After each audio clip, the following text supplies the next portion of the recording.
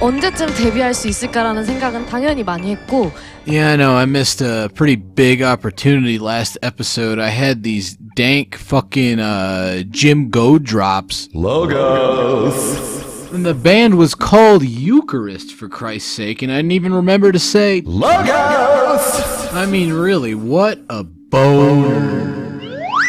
Well, this week is episode 98, and it's going to be about Countess, a band that used to get a pretty decent amount of attention back in the day. Most people either were like, I love it so much, or they were like, oh no, it's fails. But it seems like nowadays most people are like, who that? Like, I don't see them mentioned that much anymore, which is kind of sad because I think they are a pretty important part of the overall black metal scene, albeit a very strange one. Perhaps part of the reason that they are rather undermentioned nowadays is that they were the flagship band for Barbarian Wrath Records, which was originally Nazgul's Eerie Records, and all that is sort of stopped because the main guy behind that record label, Hartmut Schindler, out of Germany, died in this year, actually, September 5th. That's kind of sad. He was only 52. He was a really cool dude, and he put out a lot of great albums, like all those Amon Goth albums, Sith Lord. Way back in the day, he put out Thanor, a lot of Graveworm albums, even put out a couple Grand Belial's Key compilations, as well as Megiddo. But the main band he's known for was Countess, which was started way back when in like 1992 by a guitarist named Xenon and a drummer named Vercingetorix. However, those guys only did one demo and it kind of sucks, sorry. And then this other guy, Orlok, who was in a band called 13 Candles, or rather that was just kind of his solo project, he joined the band, essentially took over. The other guys ended up leaving and it turned into a one-man project, so it's called Countess. You gotta figure these guys, especially since like the main guy running the band now used to be in a band called 13 Candles, probably heavily influenced by Bathory, and you would be very right. But the Countess take on Bathory is a very idiosyncratic one, which is actually in keeping with how Bathory was, how Korthon ran it back in the day. One of the main things that set Bathory apart even from later black metal was this very idiosyncratic sense of songwriting, even on like the same album. Like Under the Sign of the Black Mark, everything on that album, almost every song sounds completely different. You had like the really fast massacre shit that's like super dissonant, but then you got the really epic stuff like Enter the Eternal Fire. And then you have almost sort of a hard rock influenced, very narratively structured, operatic, weird stuff like Call from the Grave. So that Countess, you know, they're going Gospel of the Horned One's the only album that has Xenon Vercingetorix on it. Also not amazing. Very Samael sounding, but not quite as good. But by the time those two guys leave and Orlok takes over entirely for Return of the Horned One, we get into what would become Countess proper for most of the 90s. And I think that the blossoming of Countess's 90s sound was on the 1996 album, The Book of the Heretic. Now, admittedly, it's a pretty strange sounding album, not terribly accessible at times, particularly during the fast parts. I mean, it's certainly very fast and savage and 80s sounding. I like his vocals a lot. It's mixed strangely, though. The drums are pretty clicky and synthetic. The guitar is rather distant sounding. Keyboards sound good, but the main problem is that the bass kind of sounds like a little farty on that bass. I mean, it makes sense that he does have it mixed rather loudly and strangely, given that he started out in Countess as a bass player. He comes from a bass playing background, so he's going to turn that shit up. Doesn't always work on the fast parts in this album, or at least I kind of like it, but I definitely had to get used to it. However, the slow songs in this album, which is most of them, he only occasionally goes into the fast parts. That's where it really shines, and the very distinct separation between instrumental layers actually helps them, well, rather just him, just Orlok on this album, helps him create a real sense of grandeur, but also kind of a gothic hammer horror cheesiness, but also kind of spooky. Maybe not really hammer, maybe more like that old Mario Bava film, Black Sabbath.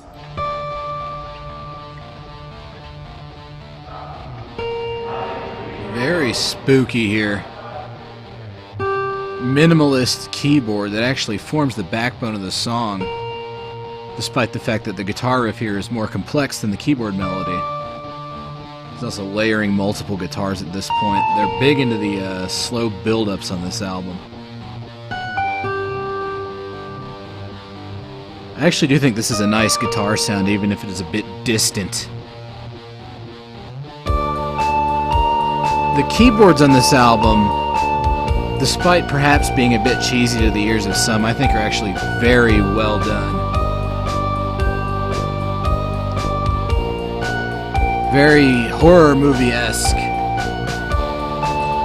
You see what I mean when the bass on the slow parts works actually pretty well.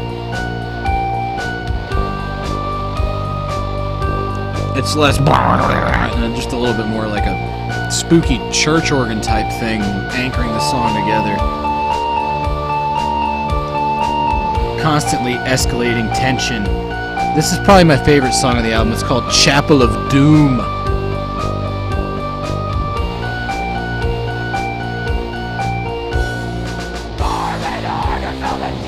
There we go. Pretty obvious Bathory influence, but he has his own way of writing riffs in that style.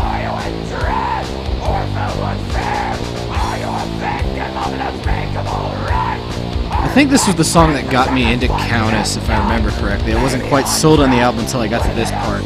Now I like all of the album. Here's some really cool vocals. Watch this.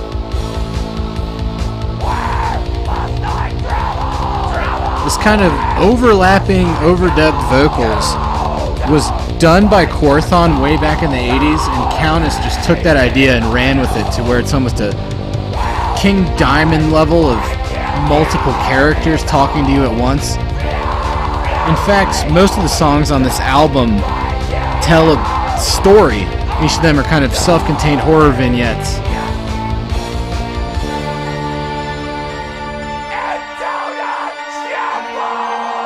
Yes, very creepy stuff. I like it a lot. This album balances between stuff like My grave feels cold, which is charming in sort of a 1930s Bela Lugosi movie kind of way, and stuff that edges toward the genuinely frightening, like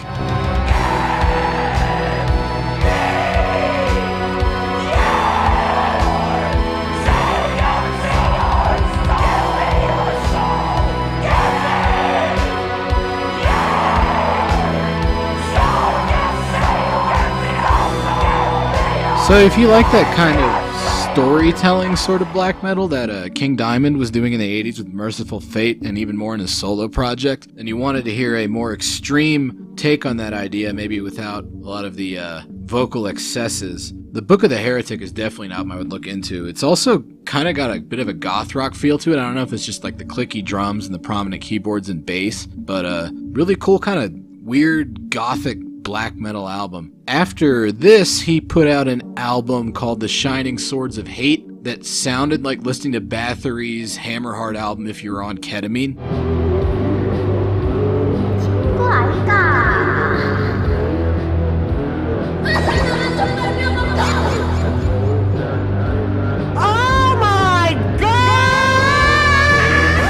I actually do enjoy that album quite a bit, but it's definitely not an album for the ears of the uninitiated. But after his sort of like really wacky weirdo phase that culminated with the Book of the Heretic and the Shining The Shining Swords of Hate, everybody, he went in a more kind of operatic heavy metal direction. This is Hymn to the Gods of Yore from the Gospel of the Horned One Part 1. He put out 2 Gospels of the Horned One, and they're both very long and very spooky and very fun albums. I like the keyboards on this a lot. It's actually a very simple riff, mostly just kind of a basic minor scale thing, but he does some interesting, catchy, fun stuff with it, which I dig quite a bit. He also picked up kind of a guest guitarist that would appear on most of the albums after this as well, a man named Zagan, who does some cool stuff. But right now, with the power of the magical computer device, we are actually going to travel through time. Are you ready, able assistant? 안녕하세요, 트와이스 지우입니다. It broke new ground! Wow, that's pretty impressive, right? A little bit of time travel. Thanks, I appreciate the enthusiasm. This is a redo of that same Hymn to the Gods of Yore song, showcasing Countess's new, slightly higher fi production style. This is from the Burning Scripture album that they did this little redo on. And it gives you a pretty good indication of what latter-day Countess is going to sound like. Very epic heavy metal kind of stuff, so it's interesting he underwent a similar evolution to Bathory, from spooky occult type shit into more epic heavy metal things. But instead of getting into paganism, I mean, he definitely is into paganism, but he got really into European history quite a bit. He did a whole concept album about Arminius, you know, that old German guy running around with that sword. You know, as a Dutchman, I'm sure he feels a certain sense of kinship with his Germanic brethren fighting off the Mediterranean hordes. And I would say actually the best example of this kind of latter-day Countess sound would be the latest album from Countess, entitled The Fires of Destiny. The title track on that album is actually about the Siege of Vienna, and it's a pretty cool piece of triumphant and surprisingly melodic blackened heavy metal. Zagun, or Zagan, however you say it, is back with some very almost Hellenic sounding melodic guitar riffs. Very driving Heaven and Hell era Black Sabbath bass.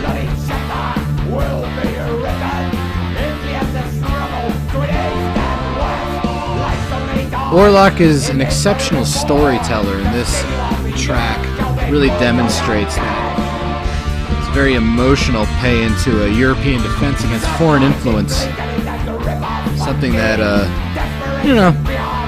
wouldn't be a bad thing to remember nowadays, people.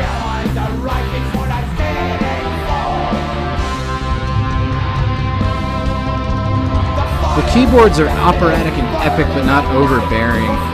The main voice of this track in particular, but the album in general, is these very melodic guitar riffs. And we also finally have a real drummer, although I think he's playing a set of V drums. Are we ready to do a bit of ye old fast forwarding? It's a snake! Now we're talking. Check out how militaristic this is.